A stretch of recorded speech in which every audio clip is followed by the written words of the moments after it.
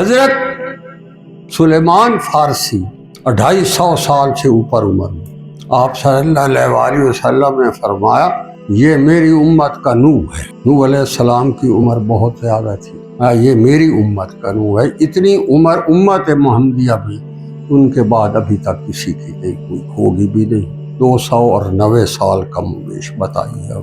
وہ فارس سے چلے، عیسائی راہبوں کے ہاں رہے۔ انہیں راہبوں نے، بحیرہ راہب ایک بہت بڑا راہب عیسائی مذہب کا ہوا ہے، تو یہ سلیمان فارسی کو انہوں نے بتایا تھا کہ میں تجھے نشانیاں بتا دیتا ہوں، اگر میرے بعد کہیں اعلان ہو تو تم وہ نشانیاں پہچان لینا اور تمہیں سمجھ آ جائے۔ انہوں نے کہا پہلی نشانی تو یہ ہوگی کہ جس دن میں فوت ہوں گا اسی دن اس ہستی کی نبوت کا سورج چمک۔ تم یہ سمجھ جانا کہ جب میں فوت ہو جاؤں تو یہ میری جو 10 12 15 بکریاں ہیں یہ میں تمہیں دے جاتا ہوں، میں وصیت میں، مجھے دفنا دینا اور وادی فاران کی طرف چل پڑنا، تمہیں محمد رسول اللہ صلی اللہ علیہ وسلم کی نبوت کا پتہ لگ جائے۔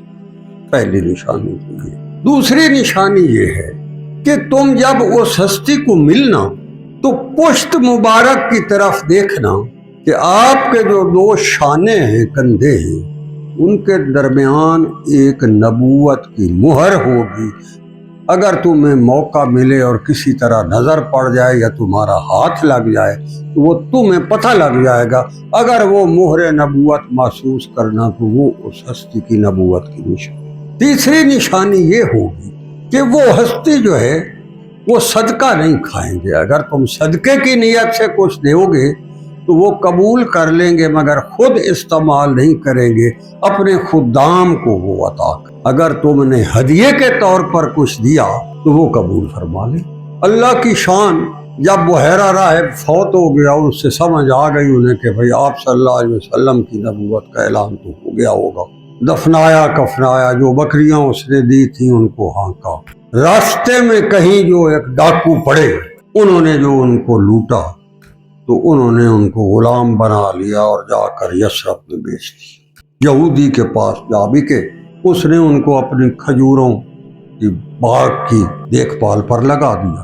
ایک دن وہ فرماتے ہیں میں کھجوروں پر کھڑا ہوا اپنے مالک کا کھجوروں کا کام کر رہا تھا، اچانک شور اٹھا مدینہ تو نبی میں، لوگ بھاگے، کیا ہوا ہے بھائی؟ تو وہ کہتے ہیں میں کھجور پر چڑھا ہوا تھا، کام کر رہا تھا، اس کی ٹہنیاں درست کر رہا تھا اپنے مالک کے باغ میں نے دیکھا کہ مخلوق ہے وادی ثنیہ کی طرف بھاگی جا رہی ہے، اور پھر جو میں اوپر چونکہ کھجور کے اوپر تھا میں نے دیکھا کہ وہاں سے 2 ڈاچیوں پر سوار سفید رنگ کے لباس میں تشریف لا رہے ہیں۔ تو میں نے خوشی سے جو چھلانگ ماری اوپر کھجور سے، میں نیچے آ کر گرا۔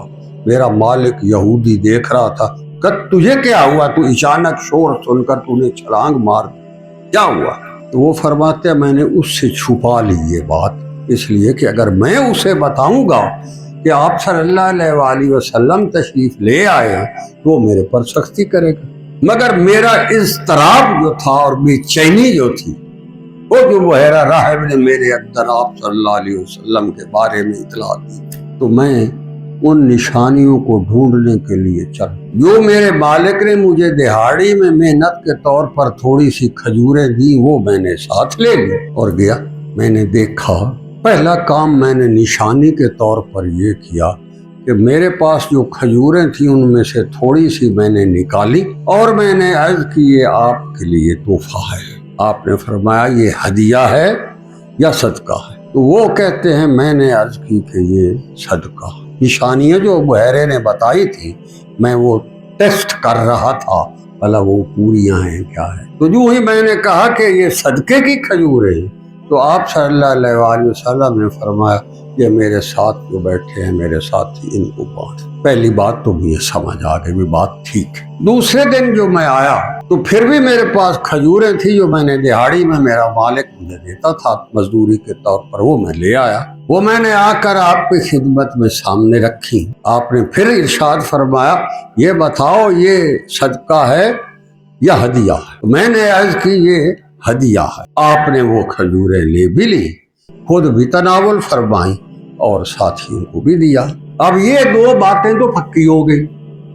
اب مجھے یہ کیسے پتہ لگے بھائی مہر نبوت آپ صلی اللہ علیہ وآلہ وسلم کیسے دیکھوں، ہاتھ کیسے لگاؤں، یا آپ کا کرتا مبارک کیسے اٹھا کر اندر جاؤں؟ میں اسی کشمکش میں کبھی آپ کے آگے بیٹھتا، کبھی پیچھے ہوتا، بھائی کوئی موقع بھی نہیں۔ تو ابھی میں اسی طرح کشمکش میں تھا کہ آپ صلی اللہ علیہ وآلہ وسلم نے فرمایا سلیمان یہ پیچھے سے میری پشت پر کپڑا اٹھا کر دیکھ لو، تیسری نشانی بھی ہے۔ تو بس گل تو پہچان